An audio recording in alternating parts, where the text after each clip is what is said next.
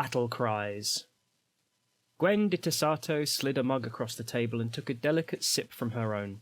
Unsweetened red tea, tangy and just the right side of bitter, the way she liked it. "Tell me a story about Drigo," she said, timing her words precisely for the moment just before Morgan took a drink of his own. He paused with the rim of the battered, chipped mug against his lip. Gwen noted how his knuckles whitened on the handle. He put it down again. "Which Drigo?" he said. He spoke lightly, but she'd seen the way he reacted to the name, and he was not fooling her. "Tall Drigo? Drigo the fox? Red Drigo? Which Drigo are you asking after? I know a lot of Drigos." "Which Drigo do you think?" She tossed him a gentle, disarming smile, taking another sip of tea, letting him sweat. "I'm after Red Drigo, the same Red Drigo that you were seen talking to last week." Morgan swallowed hard. He spread his hands out on the rough, splintered surface of the table, palms down, licked his lips quickly, glanced left and right, but there was no help here. "All right, listen," he said suddenly in a rush. "I was talking to him, but only because he'd been having problems with the Mestrans, that's all." "Mestrans don't bother me, Morgan," said Gwen. Her smile vanished like summer snow. "What bothers me is that Red Drigo was also seen talking to a close friend of Uncle Vieg. Do you understand? And if you know Drigo, and Drigo knows Uncle Vieg, well, what am I supposed to make of that?" They stared at each other for a long moment, and she saw the exact moment his resolve shattered like a dropped mirror. I'll tell you what I know," he said, a note of pleading in his voice. "But you mustn't tell anyone what I'm telling you, okay?" She smiled again, but when she spoke, her voice was iron. "You're in no position to ask me for anything, Morgan, not for one thing. You tell me everything you know, and then we'll see if you get to make a deal with me, or with Magistrate Karkovich." The man across the table took a deep gulp of hot red tea and began to spill his guts. Overview. The Vieg are broken, scattered, utterly defeated. Their leaders have been arrested and executed, their agents intercepted, their illicit business enterprises exposed. The companies of bravos, bands of sellswords and wagon raiders, the thief-takers and the militia have spent the last 6 months rounding up, capturing or putting down hundreds of the criminals. There are a few reports of groups slinking through Ossium into the forest of Ulnak, or swift ships leaving Sarvos with suspiciously wealthy passengers aboard, but those few are no longer the Empire's problem. Since the spring equinox, and the actions of those in Anvil, there have been running skirmishes throughout the territories of Mirkarova, Tassato and Temeshwar. The magistrates and the militia were initially overwhelmed. The sheer scale of the reaction from the Vieg, which saw widespread property damage and mayhem, but the garrisons of La Redotta Rezia, Our Lady of Pride, the walls of Temeshwar and the walls of Holberg do what they can to support their cities. Mopping up. 3 significant groups of Vieg remain in the Empire, putting into action dangerous schemes to evade justice. As the summer solstice approaches, it seems that there are only 3 significant groups of Vieg left in the Empire. They have seen the writing on the wall. Anyone who hasn't is now dead. They are looking to flee the Empire with as much wealth as they can take with them, and some of them have enacted schemes to provide themselves with an escape route. The fact that some of these escape routes also potentially harm their Imperial enemies is just a bonus to these irredeemable criminals. Mopping up. 3 significant groups of Vieg remain in the Empire, putting into action dangerous schemes to evade justice. As the summer solstice approaches, it seems that there are only 3 significant groups of Vieg left in the Empire. They have seen the writing on the wall. Anyone who hasn't is now dead. They are looking to flee the Empire with as much wealth as they can take with them, and some of them have enacted schemes to provide themselves with an escape route. The fact that some of these escape routes also potentially harm their Imperial enemies is just a bonus to these irredeemable criminals. Strangers, conjunction. The last Vieg of Tassato are fleeing south with dangerous information stolen from the offices of the Regario dossier. The Sentinel Gate will open at 8:15 on Friday evening to the Renewal Grove, Calvos Sound, Madruga. The Regario dossier is responsible for ending the Vieg of Tassato. Uncle Tassato and his remaining soldiers are on the run, their schemes in tatters. The wave of serendipity blanking the Empire seems to have both aided and undermined their escape, however. They had taken refuge at the abandoned Yarmish Lodge, constructed for merchants from the principalities, but which had been left empty for a year since the House of Princes chose to embargo the trade with the Empire. A few months after the spring equinox, their lair was fired, and most of the Vig congregating there slain. Uncle Tasato escaped, however, but evidence was found that he had arranged an escape plan and a tidy nest egg with which to start a new life for himself outside the Empire. Specifically, he had managed to lay his hands on a copy of the 385 Rigario dossier, the report from the Empire's international spies, and was planning to sell it to the highest bidder. If he succeeds in selling the dossier, there is enough information in there for a master of espionage to deduce the identity of many of the dossier agents. Their covers would be compromised, and in many cases their lives potentially forfeit. Apparently, by chance, enough information was left behind to piece together his likely escape route. In conjunction with a fortunate eyewitness sighting by a dubious Mestran herb seller visiting the markets of Calvos in Madruga, it has allowed the Vig's likely location to be narrowed down. The prognosticators have examined the Sentinel Gate and identified a conjunction that will allow the Tasartan Vig to be intercepted. They are apparently hiding out in the Renewal Grove, not far from the coast, ready for the final leg of their journey to Feroz. The remaining Vig of Tasato are a desperate band of bravos and Montebank enforcers trained as battle magicians. They have a selection of magic items, the last of the Vig armory. Given the immediate threat the Tasartan Vig represent to the agents of the Rigario dossier, it is the responsibility of the custodian of the Rigario dossier, Rodrigo Barroso de Tasato Rigario, to end the Vig of Tasato, and perhaps most importantly, recover the document they have stolen. If they are able to escape with their copy of the 385 YE Rigario dossier, it will massively disrupt the ability of the Empire's agents to gather information about other powers of the known world. How badly it will impact the 386 YE report is unclear, but it will definitely reduce the amount of information the dossier contains in future. A path chosen. Conjunction. The last Vig of Arushka are on their way to attack the Butterfly Holt. The Sentinel Gate will open at 8:45 on Friday to the Butterfly Holt Srodkaha, Mirkarova. The Gloaming Sentinel is responsible for ending the Vig of Arushka. Aurel the Bondbreaker, Bane of Ratibor, is dead. The leader of the Vig of Mirkarova was brought down by a crossbow bolt during a running skirmish near the Vale of Olodny. The rest of the band were able to evade their pursuers, disappearing into the deep woods near the Vale. They were assumed to have been slain by wolves there. Unfortunately, it appears they have survived, regrouped, and are ready to try and escape. The chance of making it to a friendly border are low. The Thule are unlikely to offer them shelter, and the Jotun or the Druge will simply enslave them. Yet it appears they have found a patron of some kind.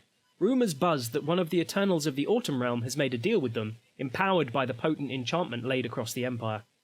Other rumours say they have made an alliance with the agent of a sovereign, who can shield them from the militia and sellswords hunting them, following the inspiration of the Varushkan Assembly. Regardless of who is helping them, the rumours agree that they have been charged with destroying the Butterfly Holt in southern Srodkaha for some reason. Nobody can say with any certainty exactly how this information has reached the ears of the wider Empire, but it appears convincing. It's unlikely that a band of Vig will be able to actually destroy the Butterfly Holt, but just by wielding fire and oil they could do a significant amount of damage, and it's not impossible that whatever power they are conspiring with has given them weapons to use in pursuit of their agenda.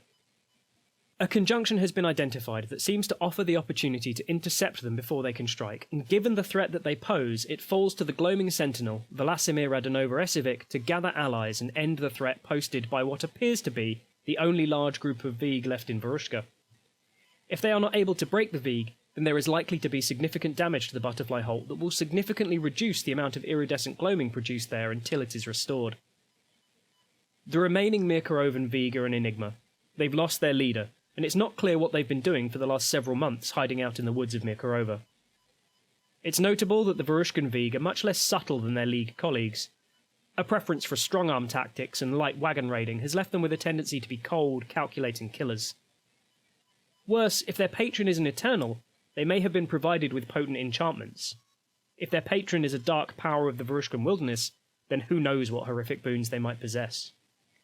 Ravens, Conjunction. The last Vig of Tamishwar are cornered in one of the glades of Vardstein Vale.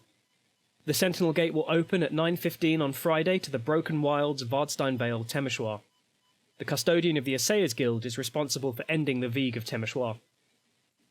What are believed to be the last of the Temeshwari Vig have set up in an abandoned fort, and the only sign of a company of bravos, the Green Torch, who sought to bring them to justice, is their tattered banner left nailed to a tree in warning. Micah de Holberg, the only surviving Bravo and a runner for the garrison of the city walls, reported that the Veeg appear sickly and wan, but fought with deceptive strength and brutality, ruthlessly butchering even those Bravos who tried to flee. Aunt Alina and the last of her criminal family have taken shelter deep in the Vardstein Vale. One of the last crimes they committed before abandoning Temeshwar was an attempted heist at the Assayers Guild, which went disastrously wrong, taking several members of the Assayers Guild prisoner and brutally slaying several others. Unfortunately, at the time of the attack, the Assayers Guild was hosting a group of merchants from House de Courcy, one of the ducal houses of the Iron Confederacy. The de Courcys have been trading with the Assayers Guild for some years now, and were taken entirely by surprise by the attack. One of the survivors, a nephew of Duke de Courcy, is perhaps understandably very unhappy indeed. On behalf of his uncle, he has demanded that the custodian of the Assayers Guild exact immediate vengeance on the malefactors who slew their kin. The Duke will accept nothing less than the head of Aunt Alina and the hands of as many of her soldiers as possible. Those remaining Veeg of Temeshwar under the command of Aunt Alina are a hardened gang of warriors and a small number of battle mages. They are reported to be equipped with a surprising array of magic items, which rumours suggest were given to them by shadowy Varushkan patrons, allegedly the immortal artisan known as the Shadowsmith. Given the attack on the Assayers Guild, it is the responsibility of the custodian of the Assayers Guild, Marcus von Temeshwar, to end the Veeg of Temeshwar. It is very unlikely that any of the clerks from the Assayers Guild taken prisoner are still alive, but if by some miracle they've been spared, rescuing them would be a priority. If the custodian is able to kill Aunt Alina and take her head, that particular grisly trophy and any hands taken from her dead soldiers can be delivered to the surviving member of the Duke's house with the aid of the League Egregore. If this is done, the de Courcys will continue to trade with the Assayers Guild. If not, then they will take their business elsewhere. It may only be 8 ingots a season that the Assayer receives, but those ingots quickly add up. Recognition of a hard job. The Break the Veeg adventure is now complete and no longer available. The Silver Rook Carter have made a list of everyone who has helped take down the Veeg over the last 6 months. They look for advice from the National Assembly of the League on whether they should publish it or not. Anastasia von Temeshwar has provided the civil service with the wording for a mandate. The Veeg have been in part broken by the captains of the League, the Imperial Orcs and Varushka who directly oppose them. At the moment, their courage and vigilance is not being celebrated. Their identities are not common knowledge. One Carter have been keeping track of all the Imperial citizens who have helped take the fight to the Veeg.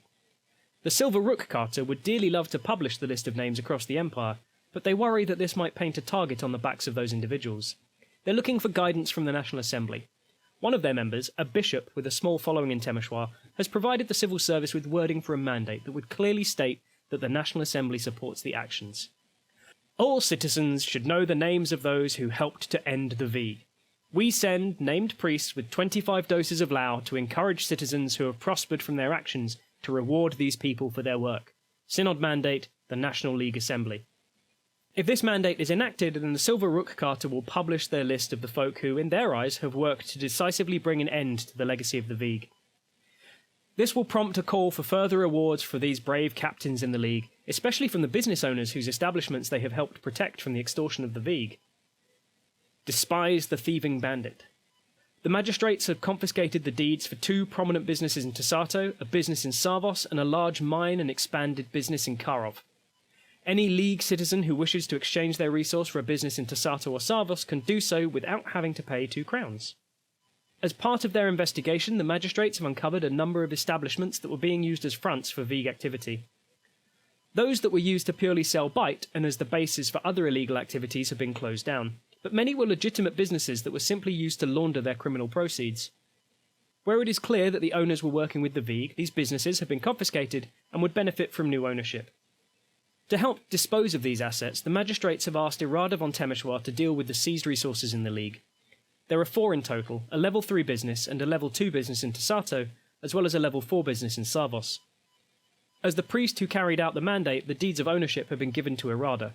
They may deal with them as they see fit at the coming summit. Any citizen who receives one of the deeds can register it with the civil service to take ownership of the business without paying the normal 2 crown fee. In addition to these businesses, the magistrates have recovered a level 3 mine and a level 3 business, both in Karov. These were entirely legitimate enterprises, but both were Veeg-owned until the law stepped in. As the priest who carried out the mandate, the deeds of ownership have been given to Vaclav Mladenovich Kosti to deal with at the coming summit. There were countless of these minor businesses that were either owned by the Veeg or being used by their members as fronts for other crimes. With the Veeg definitely out of the picture, any law-abiding citizen could request to take over one of these businesses. As a result, any citizen of the League can choose to request a new business in Tasato without the normal 2 crown cost. Power vacuum. The destruction of the Veeg has ended the bite trade but left a power vacuum. The Veeg are broken, for good this time. This is a good thing for the League and Varushka in particular, but potentially for the entire Empire. The bite trade has been rolled up. Those Veeg who escaped the Magistrate's stern gaze have fled into the Malum, and almost certainly discovered how little the Druj can be trusted. Plenty of evidence has emerged to mark the deep blue drug as a product of the Druj, but there's also a few hints that some of the Veeg were very close to determining the formula to make it themselves. If they've actually discovered how to use it, no sign has been uncovered by the forces of law and order. For now at least, the problems related to the drug seem to have subsided. The magistrates no longer need additional funds to deal with them at any rate. During the spring equinox, the National Assembly upheld a statement of principle proposed by Pius Claymont, urging the people of the League not to punish the innocent families and associates of the Veeg. There's very little opposition to this idea. Guilt by association has no appeal to the civilized folk of the League. A few scores may be settled, and the probity of those businesses who were unknowingly dealing in stolen goods will be carefully assessed, but the truly innocent have least to fear. If Ratibor was alive today, no doubt he'd consider mercy a weakness, but the exemplar of ambition is long dead, and the League of today is very different to the savage world in which he lived. Pius Claymont's mandate read, "With the Veeg gone, we encourage all citizens of the League to extend the hand of loyalty to those abandoned or left behind by the expunging of the Veeg. Orphans, surviving spouses, legitimate business folk and more. Those who played no part in their crimes but suffer regardless. The egregores of our nation hear their heartbeats as strongly as any other League citizen.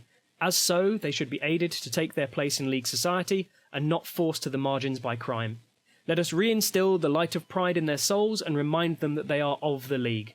Pius Claymont, Spring Equinox 385 YE, upheld, greater majority, 450 to 0. But in spite of this victory, there's one nagging worry in some quarters of the League. The Veeg may have been criminals, but they were organised criminals. Their code may have been corrupt, but they did have a code. By some accounts, they were more merciless towards freelance criminals than they were to their enemies on the other side of the law. Now they are gone. Whatever crime remains in the Empire is now definitely disorganised, and there are a few people worried about what that might mean for everyone. The destruction of the Veeg does not mean the end of crime, or the end of people exploiting one another for profit. For now, though, perhaps it's best to focus on the triumph over the forces of corruption and raise a glass to a more law-abiding future. Participation. If you are an ally of the Veeg, or a criminal who was outside their organised network, you are encouraged to come up with a story of your own as to how you've managed to avoid the attentions of those hunting the syndicate down. Your Veeg contacts are now gone. Any call-winged messenger addresses are now non-functional, and any agreements or deals made with the Veeg are at an end. From here on in, the criminals of the Empire are on their own. A lantern for wolves. Some League citizens are concerned about the future and the threat of another Veeg emerging. The Lantern Wolf would be a title appointed to investigate potential criminals in the League. Building a set of offices would require 10 wains of weirwood, 10 wains of white granite, 40 crowns, and take 3 months. The city where the offices were built would determine the kind of support the title received. It's easy to forget that the Veeg have their roots in pre-imperial times. They've been with the League and Varushka since long before those nations joined the Empire. Rooting them out has literally taken years, and even now could easily have faltered. Without the cooperation between the League and Varushka, the Veeg might have been able to find safe places to hide, and without the commitment of the Imperial captains to seek out the malefactors, the process might have been considerably longer, and cause much more disruption. With the fight more or less over, bar the mopping up, the League in particular are questioning what they can do to make sure nothing similar to the Veeg emerges again. The rules of the game are not to be broken, as they say.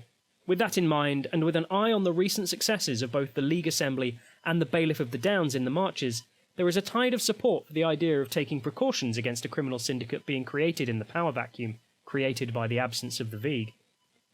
Now that Ratibor's inspiration of ambition has been achieved, perhaps now is the time for vigilance. Someone to keep an eye on the League, and draw attention to rules breakers before they can put down roots. It's not clear who first coins the name Lantern Wolf for this position, but it catches on quickly, with graffiti popping up in all 4 cities of a wolf-headed figure with a lantern, or a glaring wolf head with fiery red eyes. The general responsibilities of the Lantern Wolf would be to informally police the League, keep an eye on its citizens, follow rumours, confront criminals and rules breakers, work with the magistrates to bring criminals in the League cities to justice, cooperate with the League Assembly to help them use the power of inquisition against those suspected of breaking the rules, and generally poke their nose into everyone's business. They'd not be expected to do this alone. Indeed, recruiting a small number of trustworthy allies would help them secretly keep tabs on potential lawbreakers. In return, they would receive a small stipend, paid for by the various guilds and carters across the League. This would amount to a sinecure, with an income of 20 crowns each season, with the money assumed to go on bribing informants, buying gear and paying associates. They would need to be independent, free to pursue their investigations wherever the leads take them, and so the expectation is that they would be appointed annually by the League National Assembly. The Lantern Wolf would need an office, somewhere for informants to bring information and to serve as a base of operation for themselves and their allies.